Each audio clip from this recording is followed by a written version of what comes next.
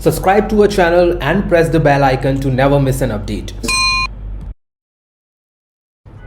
Join the only official Telegram channel of Rao's IAS Study Circle to get relevant material and important updates. UPSC has just finished conducting the prelim examination on 10th of October 2021. And like every other year, this year also UPSC prelim examination was a tough task for hundreds of students out there. Students have been wondering that what could be the right answer to the questions which they have attempted. Well, if you are considering the one, well, worry not.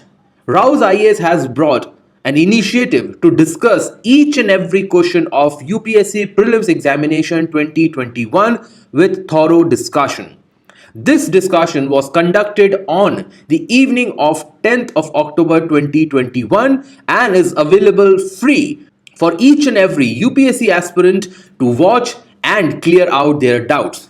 So don't waste your time. Go through this video and find out the most authentic answer key for UPSC Prelim Examination 2021. And if you are preparing for the next year, do watch this video to learn those tips and tricks and understand how UPSC is trying to frame the questions and what UPSC is expecting from the aspirants as of now. Hello everyone and welcome to Daily News Simplified, your one-stop solution to detailed analysis on current affairs which are published in the Delhi edition of Hindu newspaper.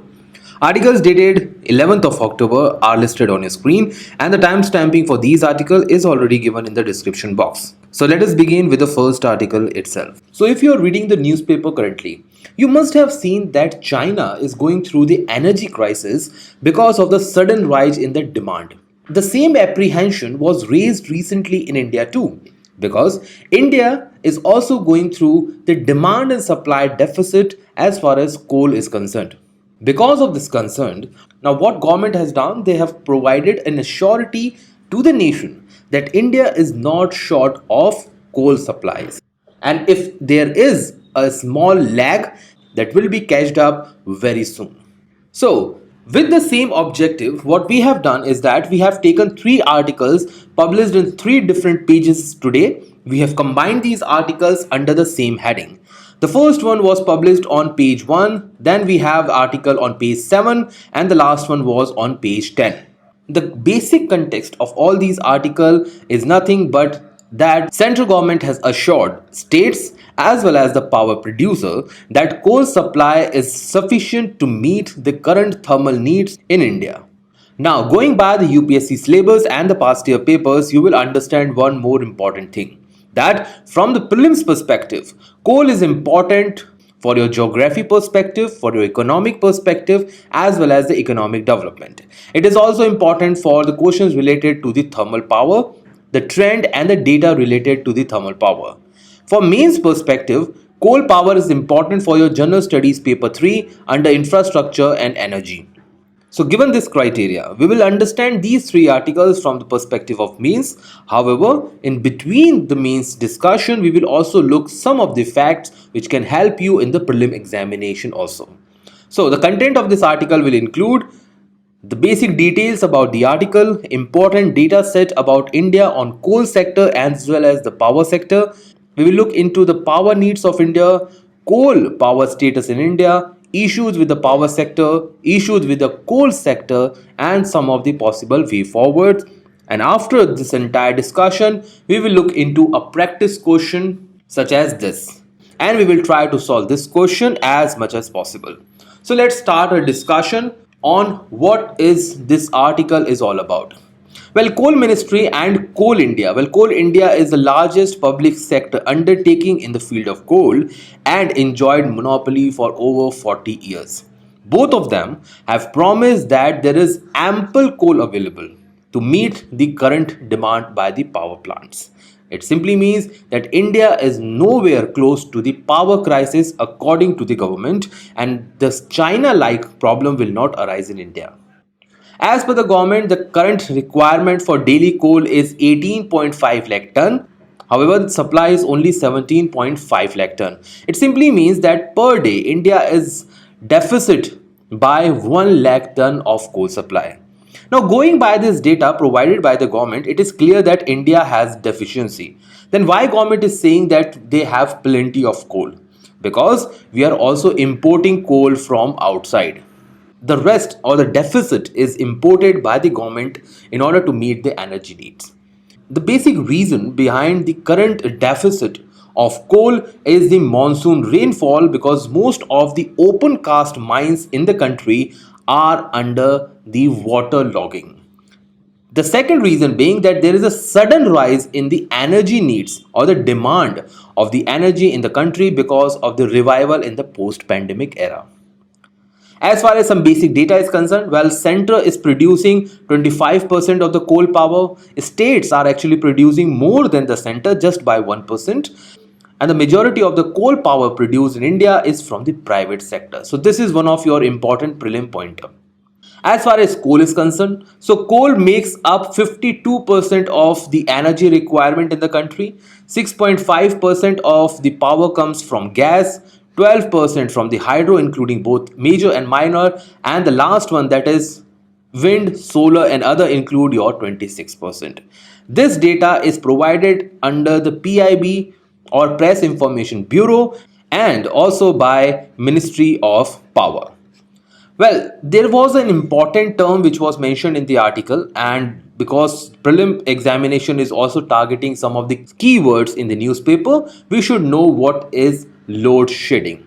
Well, load shedding is nothing but a way to distribute demand for electrical powers across multiple power sources. Now, what does it mean? Suppose that today India requires 100 units of power, but the coal energy can produce only 60% of the power. If we try to meet the 60% and put all our effort to make it to provide 100 units, and that will create burden on coal sector. So what should we do? We should diversify. We should distribute the demand. So what we will do? We will distribute the demand of 100 units between coal, gas, natural resources. We will also utilize the renewable energies and whatnot in order to distribute the pressure. Now, load shedding is used to relieve the stress on primary energy source. So what we are doing, we are reducing the energy load, or we are reducing the stress on the coal sector in order to provide relief to the power sector. And this is just to meet the deficit in the power supply as well as to meet the future demand in the country. So let us look into the important facts attached to the power sector as well as the coal sector. So as you can see, currently the market size of electricity generation in India is about 1234 billion units. Well, you are not required to read this data or mug it up, but just go through the trend. From financial year 2019 and 20, now what we are seeing is that there is a fall in the energy requirement. And there is a very considerable fall in the financial year 2020, which has yet not completed. Now, this gives us the clear picture what government is saying. Now, government is preparing itself for a backup to reach the 1300 or even above billion units. Now, this is going to be the real demand, and government wants to meet that demand with the current status. That is the reason why they are looking for load shedding. On the right side, you can see that the demand which is meeting is almost similar in all the years. So more or less government of India is meeting what is demanded by the economy. In the below diagram, you can see that the sectoral composition shows that the highest concentration comes from the thermal, in which coal is the most important one. And after coal, there is gas, which is also responsible for the thermal energy. As far as renewable energy is concerned, it is the second highest. The third highest goes to the hydropower, and the last one is to the nuclear power. See, UPSC is not going to ask you the percentage of their contribution, just trend is important. So thermal is followed by renewable, is followed by hydro, and the last one is nuclear. So you can also make an acronym for this term. Going by the important trend, you can see that in the last 5-6 years, there is a continuous rise in the energy or the electricity generation in the country, and so is the per capita consumption. There is no fall over there. So this is a very good progressive thing India is observing. As far as government initiative is concerned for the private sector, I have taken the three important ones. The first one is Saubhagya, in which government provide electricity connections to the eligible households. Then we have the Ujala schemes to distribute LED lights in order to provide energy efficiency. And the last one is Ujjwala Discom Assurance Yojana, in which the government provide financial help to the sick discoms. Now, what are discoms? Discoms are the distributing companies which are responsible to buy power from the producer and sell it to the consumer or the industrial sector. Some of the other important facts include that India is the sixth largest investor when it comes to the energy. Even in the national infrastructure pipeline, energy amounts for about 24% of the total allocation. Some of the schemes like Deen Dayal Upadhyay, Gram Jyoti Yojana, Ujjwal Discom Assurance Yojana or Integrated Power Distribution Scheme has continuously pushed the power sector to the higher levels. Even in the last budget of 21-22, government has allocated a large amount in order to revamp and reform the distribution sector schemes over the next 5 years. So given these criteria, it is clearly visible that Government of India as well as the state government are doing their bit in order to boost up the energy requirements. Let us look into the energy needs of India now. Well, as far as coal is concerned, because this article is focusing on the coal power supply. So, as far as coal is concerned, India is at the fourth position as far as reserves are concerned. So, in this matter, US is the first one, the second is Russia, the third one is China. Well, these are the reserves, not the actual coal production. When it comes to the actual coal production, well, India stands at the second position and second after China. As per the International Energy Agency's report on Energy Outlook 2021, from the Indian perspective, India will be one of the biggest share of energy demand growth at 25% over the next 2 decades and surely will overtake European Union and become world's third biggest energy consumer by 2030.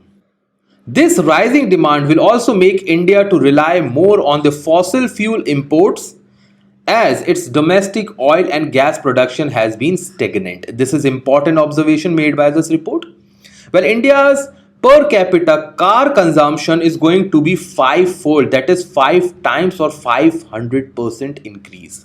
And lastly, India is a net importer of energy needs, the best example being your oil and your natural gas. Both these shows that India's energy needs is going to rise in the future, for sure.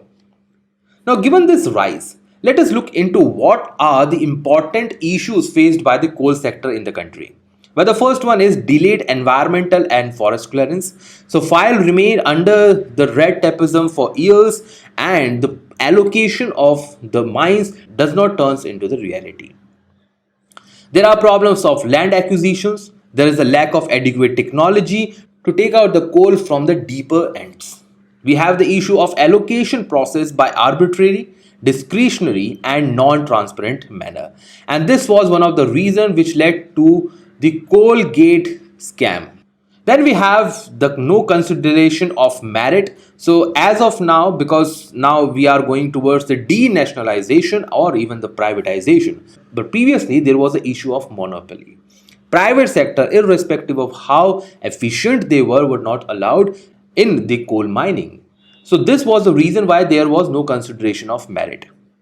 As of now, we do not have better price discovery for the coal sector. Now, what is price discovery? It simply means that we are not valuing, we are not providing the exact or the perfect valuation to the coal which we are mining.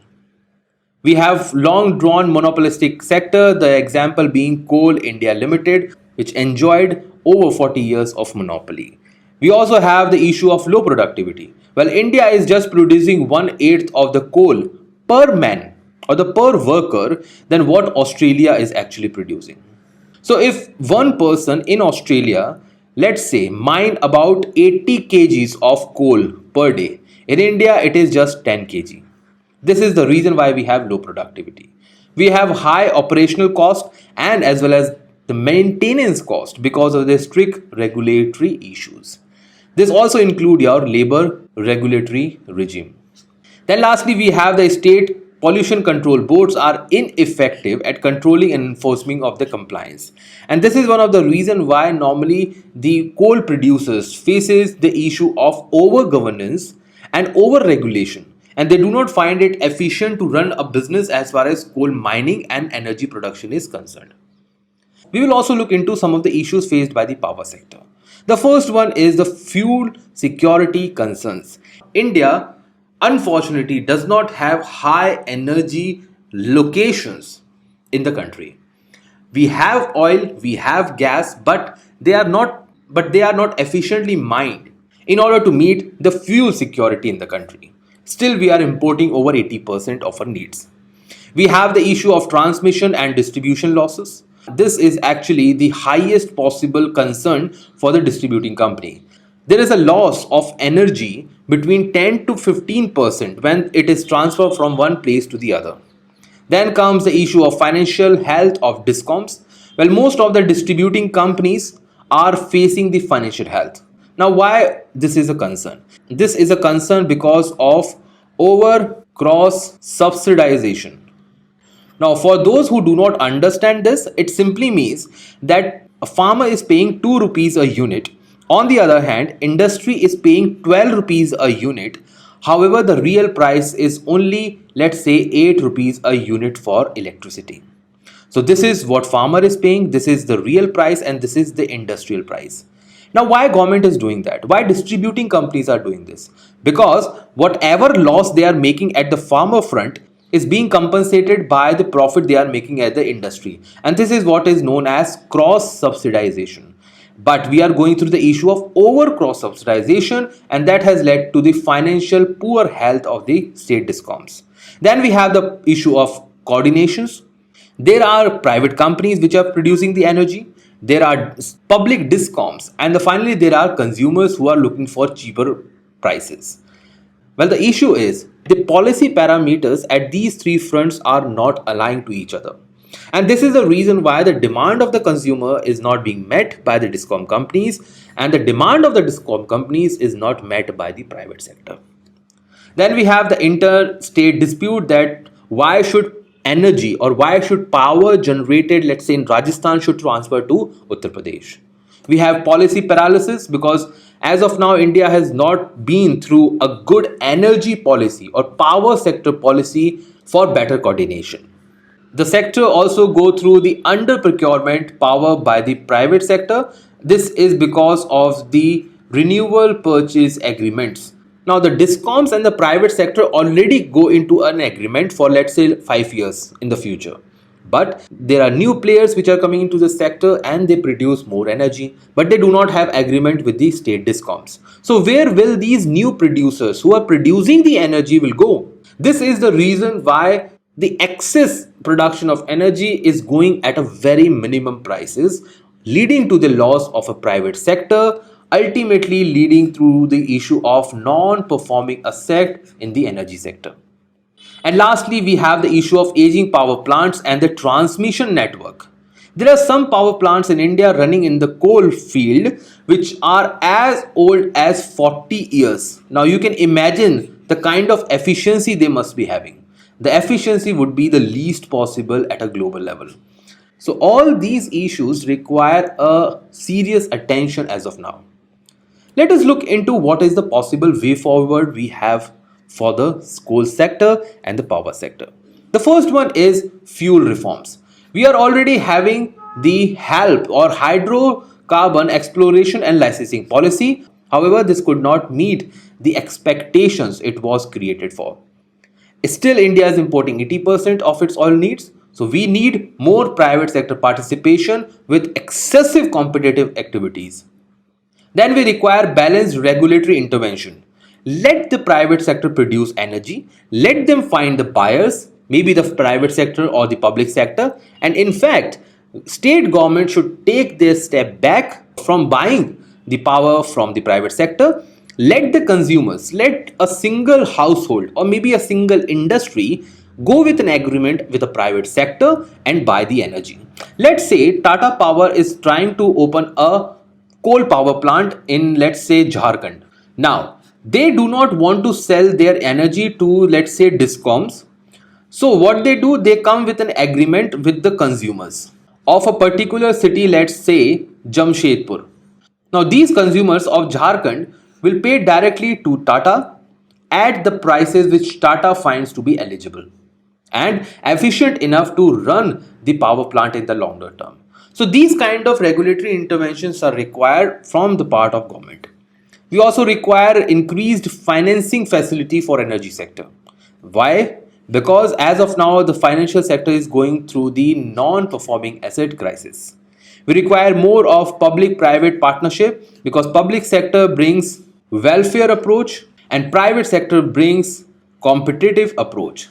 And together, both these approach can help the welfareistic development of the economy.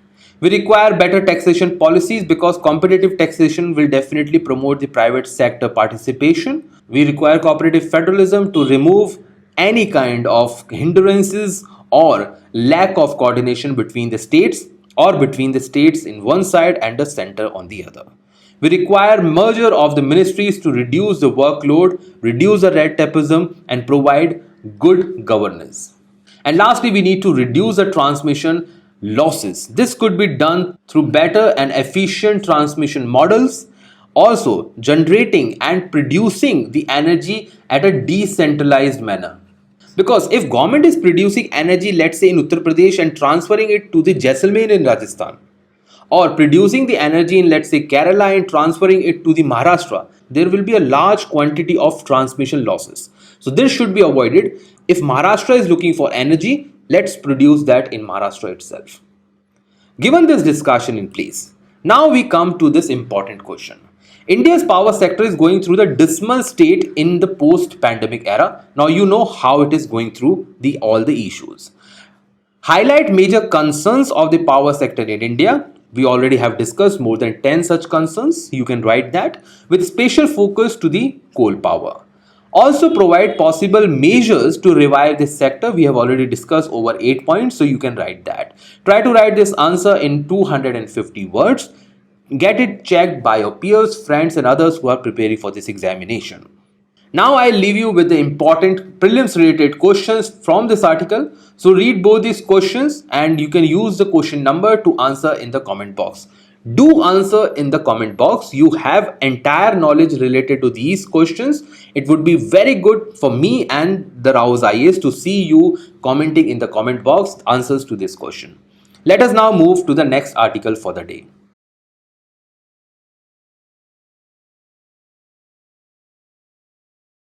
So the second article for today's discussion was published on page 10 of Delhi edition Hindu newspaper.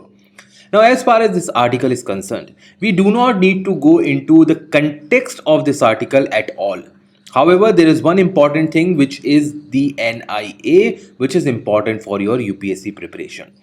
Apart from this, there is nothing else required in this article, so you can easily cancel that out. We are not required to remember the names of the terrorists or their organizations at all.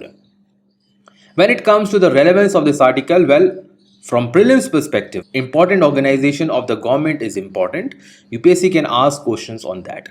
From mains perspective, we have the security agencies and their mandate in your general studies paper 3.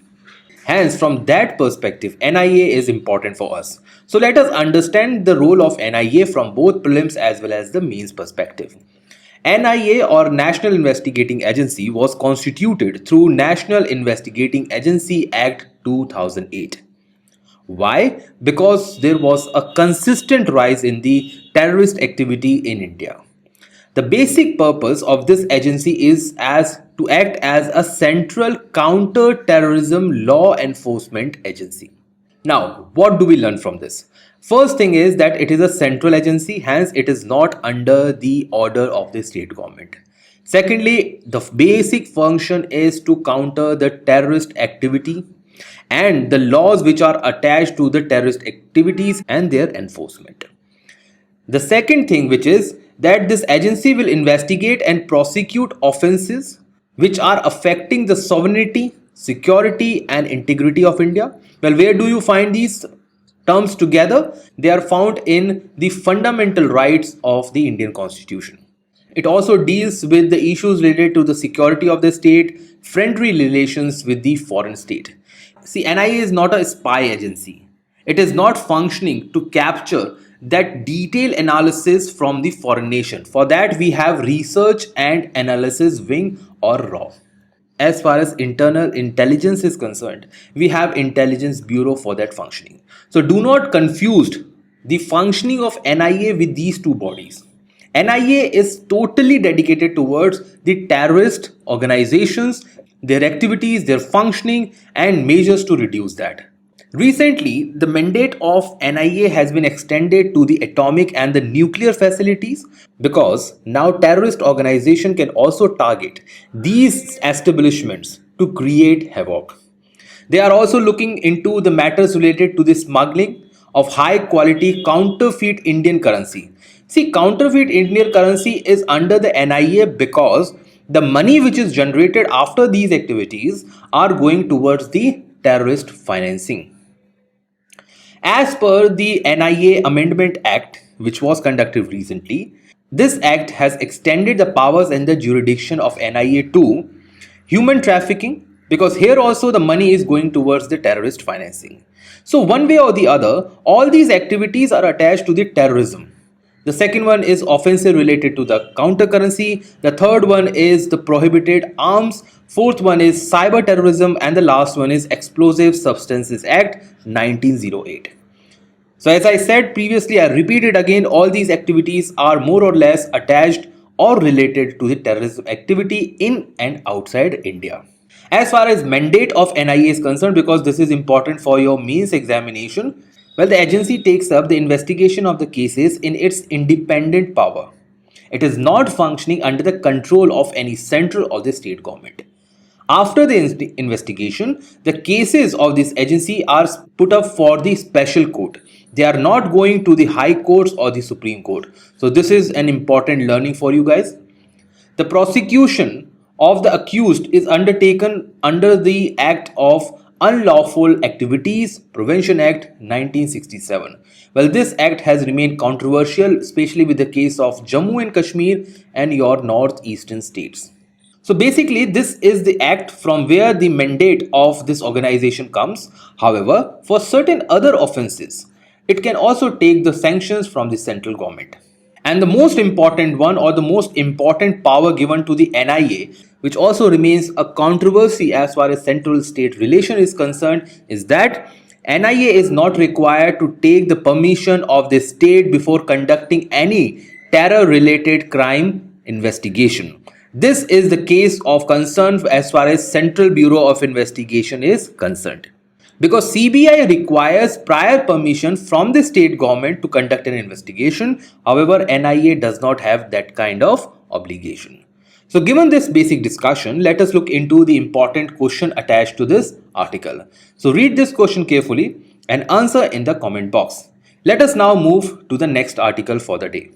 So this article was published on page 1st of Delhi edition Hindu newspaper and brings us to an important discussion which were largely neglected previously by the UPSC aspirants. Well, as far as the context of this article is concerned, we are not concerned about who was arrested under the judicial custody or went where. So as a matter of fact, that is not asked by the UPSC at all. What is a matter of concern for a UPSC aspirant is what is judicial custody, how it is different from the police custody. Now the reason is why we are reading this, why we are so much concerned about this point. Well, the point is that this question was asked yesterday, that is 10th of October 2021 by the UPSC in the prelim examination. In set A, it was at the position of 82. That is, it was the question number 82 in your set A for the prelim examination general studies. The context of this article comes from the fact that it is important for us to understand the judicial custody. Apart from that, guys, now it is also important for you to read these kind of news, not from the perspective of learning the names of the people or the controversy attached, but just to go through the important terms of polity, law, and governance. So the question was asked in this manner yesterday. I will not discuss this question as of now. We will go through the entire discussion, then we will come back to this question and we will discuss and find out the correct answer. So let us look into the relevance of this topic. Well, from the prelim examination, it is important to go through the legal and the constitutional aspects of certain terms. So let us look into what is custody and arrest all about. Well, as far as custody is concerned, well, custody means apprehending someone for protective care. Yes, the word is care. And the custody and arrest are not synonym. They are not together the same word. They aren't altogether different. So, in every arrest, there is a custody, because once a police or an investigating agency arrests somebody, they will of course send him or her to a particular place. That particular place will be called as the protective care. So, in every arrest, there is a custody, but every custody does not means the arrest. Let's say a child of 10-year-old lost his or her parent. Unfortunately, now this child does not have a place to live. So, the custody of this child, that is protective care, will be given to, let's say, foster parents, or maybe an orphanage, or maybe grandparents or relative or somebody else. Hence, custody and arrest are two different things. So, you should keep this in mind. Arrest directly curtails, that is, restrict personal liberty of an individual, affecting his or her freedom. So once a person is arrested, his freedom to move or freedom to go from one place to the other, and even freedom on many other aspects like speaking or giving the evidences, are restricted. Now the point is, what is police custody and how it is different with the judicial custody? Well, let us understand what is police custody first. So let's say there was a crime which was conducted, let's say in Delhi. So a police department or a police station will receive a complaint. The police will then arrest the suspect, let's say on the pretext of a murder. Now, why this arrest is made? In order to prevent further offense, that is, preventing that person to, let's say, commit another murder. Then the police will bring the suspect to the police station. As of now, he or she has not been presented to the court. And here, the person or the accused will be put up in the jail at the police station. So he will be kept at a police station for a while. Then the police, for the time being, will interrogate. Interrogate here means question. It is just a mean of questioning the suspect or maybe the culprit. In this questioning, the police will ask questions related to the investigation and not anything else. But the point is that police cannot keep this person beyond 24 hours in the jail of a police station. Why? Because as per the Article 22 of the Indian Constitution, hence we have this constitutional right. 22 is part of your fundamental rights. Now let us look into this.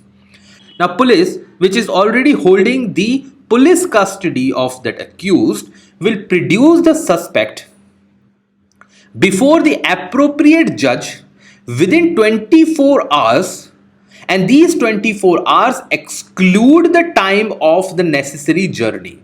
Let's say they are moving from place A to place B and the journey will take 2 hours. So these 2 hours will be added to these 24 hours. That means the police can produce the suspect at max 26 hours. So this safeguard is given by the Article 22. So this was all about police custody. Now let us look into what is judicial custody.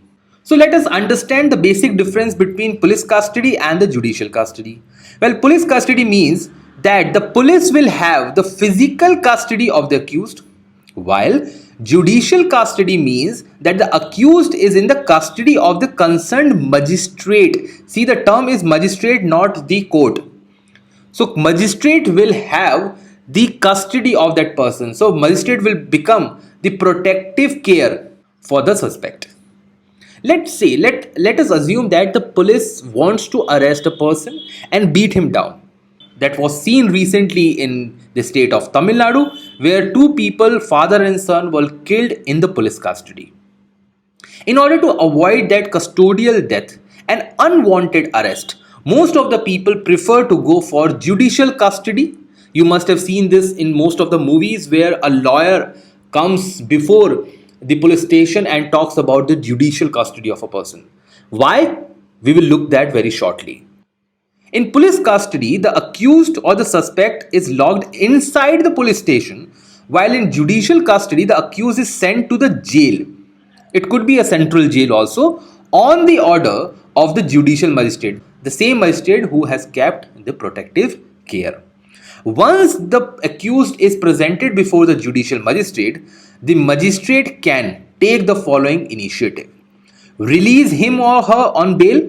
This should be accompanied by an advocate who will provide the basic documents. He can also send the accused to the judicial custody, or in the worst case possible, send back the accused to the police custody also. So in this police custody, there is a fear. Now, why we are talking about a fear? Why people are looking more towards the judicial custody? The one point being that under the judicial custody, police is not allowed to go for interrogation. They cannot beat, they cannot ask for truth, and they cannot conduct any kind of illegal activity inside the police station. Hence, most of the time, people ask for the judicial custody. However, as we have seen in the third case, if the magistrate sent a person back to the police custody, interrogation can be allowed. However, under some cases, court may also allow interrogation under the judicial custody, but let us see when and why. So when a person can be sent back to a police custody by a judicial magistrate, so when that person can be sent to under this third condition. The first one is section 167 of the CRPC allow that a person may be held in custody for the police for a period of 15 days on the order of magistrate. So first, what we have seen, that a person can be kept without the order for 27 hours. But if you want to keep the same person in the police station, you require magistrate order, and after that order, a person can be kept for only 15 days. On the other hand, if a magistrate does not want to meet the third criteria mentioned here, the person or the accused could be sent to judicial custody for the period of, let's say, 90 days or 60 days. Well, these two criteria are not a concern for a UPSC aspirant as far as your optional is law. So 90 days is a matter of concern when there is a crime conducted in which the sentence and the punishment is beyond 10 years. So if a person has committed something in which the punishment is beyond 10 years, so judicial custody could be 90 days. If it is less than 10 years, it could be 60 days. Let us now look into the important constitutional provisions or the legal rights provided for the accused person. See, we cannot say every person who was available or who was present on the crime scene is a criminal. So, considering that criteria, Constitution as well as the legal setup in India has provided some basic provisions in order to protect the accused. The first one is your Article 21 of the Fundamental Right, in which it is the duty of the state to protect life and personal liberty of every citizen. However, it comes with an exemption because state can make laws, parliament can make laws to take the life or the personal liberty of a person only through a legislation. Under Article 20, we have a provision that a person convicted only for the violation of a law which is in the force at the time of commission of a crime penalized accordingly. Now, if you are not understanding this statement, let me simplify it for you. Let's say there is a person, Mr. A, and he has committed a crime in 2019 for which there was no act. And government has come up with an important act to make activity as illegal in 2021. So it means the Mr. A cannot be arrested. Why? Because when he committed that crime in 2019, there was no law. So when there was no law, he was not violating a particular law. Hence, he cannot be arrested. The second thing of this article says that no person shall be prosecuted or punished for the same offense more than once. So, a judge or a magistrate will not tell an accused person or a person who has already went through a sentence for, let's say, 7 years to go back and face the same thing. And lastly, no person, see here, no person does not mean only citizen. It is applicable to non-citizens also or the foreigners. No person shall be accused of any offense shall be compelled to witness against himself or herself. Now, what does it mean? It simply means, if I had to put an example, here government will not force somebody to say something against himself or herself during the interrogation process or during the process of investigation. And lastly, Article 22 provides protection against the arrest and the detention under certain cases. Well, all these provisions are there in the Constitution. So, if you are reading the Constitution Bare Act, definitely you will get through all these provisions. If not, you must be reading about the Lakshmikant. Article 22 provides that a person who is arrested should be informed on the ground why he was arrested and should be provided to defend himself through a legal practitioner, simply means a lawyer. Every person who is arrested and detained in the custody here simply means the police custody, shall be produced before the nearest magistrate, that is the judicial magistrate. See here, executive magistrate is not a part, so he will not be produced before the IAS officers. The accused will be produced before the judicial magistrates within the period of 24 hours. Now, this is mentioned in the Constitution, so you should remember this. However, the protection provided under Article 22 will not be provided to the enemy aliens like terrorists coming from the Pakistan or any person who is arrested or detained under any law providing for the preventive detention. So, act related to the preventive detention, you will read large number of such acts in your Lakshmikant and other papers. So, all those acts does not meet the criteria under Article 22. So far what we have learned? We have learned that there are two kinds of custodies. One is the police, the other one is the judicial. There are certain provisions which are provided under the police custody, like there is a freedom of interrogation for the 24 hours. The same is not provided under the judicial custody to the police department. And this was one of the reasons why UPSC has asked this question, because in the last 1 and 2 years there was large number of custodial death which was being conducted across India, and there were large number of people who were detained by the police department and other investigating agencies on the pretext of organizing crimes. And this is the reason why UPSC has asked this question. What we have done today is that we have combined legal, constitutional and other governance issues together at single place to make you understand that what is the difference between police custody and judicial custody. So now let us go back to that particular question. With reference to India, consider the following statements. Judicial custody means an accused is in the custody of a concerned magistrate. Okay, this statement is correct. And such accused is locked up in the police station, not in jail. This is wrong. Under judicial custody, a person is sent to the jail outside the police station. Second statement, during judicial custody, police officer in charge of a case is not allowed to interrogate the suspect without the approval of the court. This is correct. They are not allowed to interrogate under the judicial custody if they do not have the permission of the court. Going by this statement, we come to a conclusion that answer should be option B. And this is the correct answer also. Now we come to the end of today's Daily News Simplified. And I leave you with question of the day. Thank you.